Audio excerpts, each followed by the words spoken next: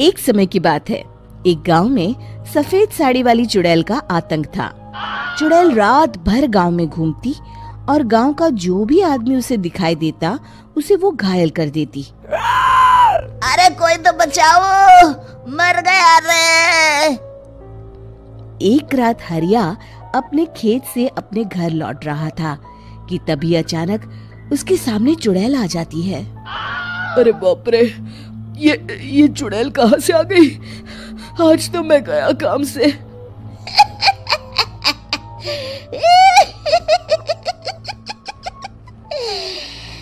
आज मुझे मेरा शिकार मिल गया। अरे चुड़ैल दीदी, मुझे छोड़ दो।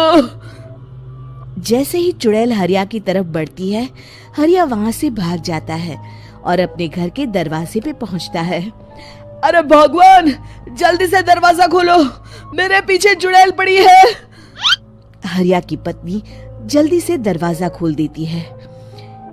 अरे आप इतना हाफ क्यों रहे हैं? अरे मेरे पीछे चुड़ैल पड़ी है, आज तो मैं बाल बाल बच गया। जल्दी से सभी दरवाजे और सभी खिड़कियों को बंद करके बत्ती बुझा दो। तभी चुड़ैल हरिया के घर के पास पहुंच जाती है। अरे वो आदमी कहाँ गायब हो गया? मैं भी देखती हूँ आखिर कब तक बचेगा। मैं अपने शिकार को इतनी आसानी से नहीं छोड़ती। इतना कहकर चुड़ैल वहाँ से चली जाती है। वहीं दूसरी तरफ हरिया और उसकी पत्नी दोनों अपने घर की खिड़की से ये सब देख रहे होते हैं। अरे बाप रे, ये तो बड़ी डरावनी चुड़ैल थी। अगले दिन ये बात आग की तरह पूरे गांव में फैल जाती है और धीरे धीरे लोग चुड़ैल के डर के मारे शाम होते ही अपने घरों से बाहर निकलना बंद कर देते हैं। कुछ दिनों के बाद भाई, मैंने तो इस चुड़ैल के डर के मारे रात को अपने खेतों को पानी देना बंद कर दिया है। कहीं मेरी फसल सूख गई तो मैं तो कहीं का नहीं रहूंगा। साहूकार का कर्जा कैसे चुकाऊंगा? अरे भाई, पूरे गांव वालों का यही हाल है। पता नहीं ये चुड़ैल हमारे गांव में कहां से आ गई।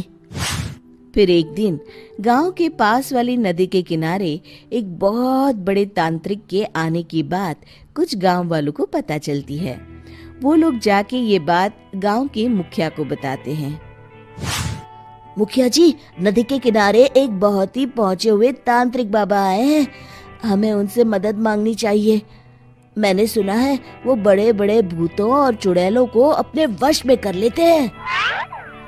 मुखिया जी सभी गांव वालों को लेकर उस तांत्रिक के पास पहुंच जाते हैं। ओम फट स्वाहा, ओम फट स्वाहा।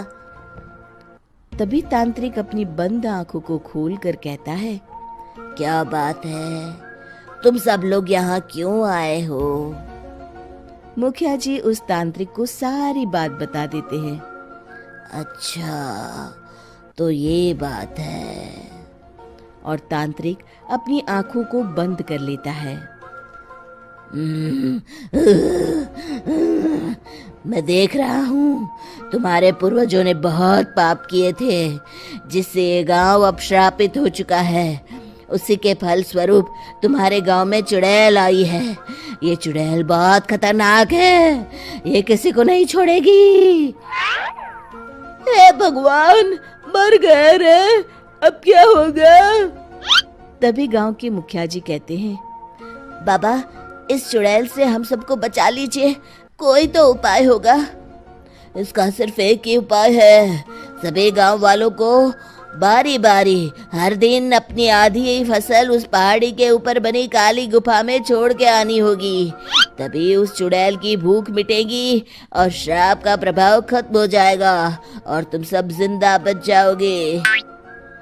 सभी गांव वाले उस तांत्रिक की बात को मान लेते हैं और वहां से चले जाते हैं। फिर अगले दिन से रोज उस गांव के लोग बारी बारी से अपनी आधी फसल उस काली गुफा के पास जाकर रखाते। कुछ दिनों बाद हरिया की बारी आती है। बाप रे, आज तो मेरी बारी है उस काली गुफा में जाने की। क्या करूं, वो तो बड़ी खतरनाक चुड़ैल है। मेरे तो हाथ पैर कांप रहे हैं। फिर हरिया डरते डरते अनाज की बोरियां अपनी बैलगाड़ी में लाद देता है। तभी हरिया की पत्नी उससे कहती है, देखो जी, संभल के जाना और किसी भी हालत में शाम होने से पहले वापस आ जाना। उस चुड़ैल का कोई भरोसा नहीं है जी। हरिया बैलगाड़ी में बैठते हुए कहता है, भगवान, मैं क्या वापस आऊंगा? लगता है अब तो मेरी खबर ही आएगी। इतना कहकर हरिया वहां से चला जाता है। रास्ते में जंगल से गुजरते हुए हरिया की बैलगाड़ी का एक चक्का बड़े गड्ढे में फंस जाता है। हे भगवान, अब ये क्या मुसीबत है?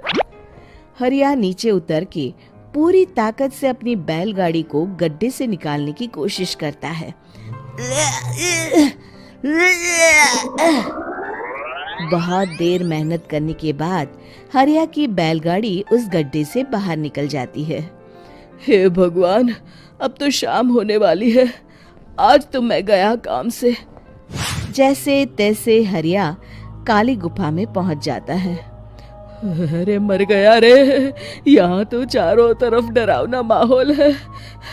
मैंने यहाँ आने में बहुत देर कर दी, कहीं चुड़ैल नाराज ना हो जाए। हरिया अनाज की बोरिया वहां रख के जैसे ही जाने लगता है, तभी उसे किसी के आने की आवाज सुनाई देती है।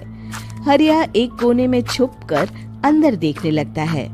चुड़ैल वहां आती है और फिर अपने चेहरे से नकली चुड़ैल का मुखौटा निकाल देती है। हरिया ये देख के हक्का बक्का रह जाता है। तभी चुड़ैल कहती है, भैया यहाँ आना, आज तो बहुत अनाज आया है। इसे मिलाकर अब हमारे पास ढेर सारा अनाज जमा हो गया है। कल ही हम इसे शहर में बेच आएंगे और माला माल हो जाएंगे। तभी अंदर से नदी के किनारे वाला तांत्रिक बाहर आता है। अरे, ये तो तांत्रिक बाबा है। हाँ, अब तो हम दोनों की जिंदगी मजे में कटेगी। गांव वालों को बेवकूफ बनाना इतना भी मुश्किल नहीं था। लोग तो तुम्हें सच में असली चुड़ैल समझते हैं। हाँ, तुमने सही कहा।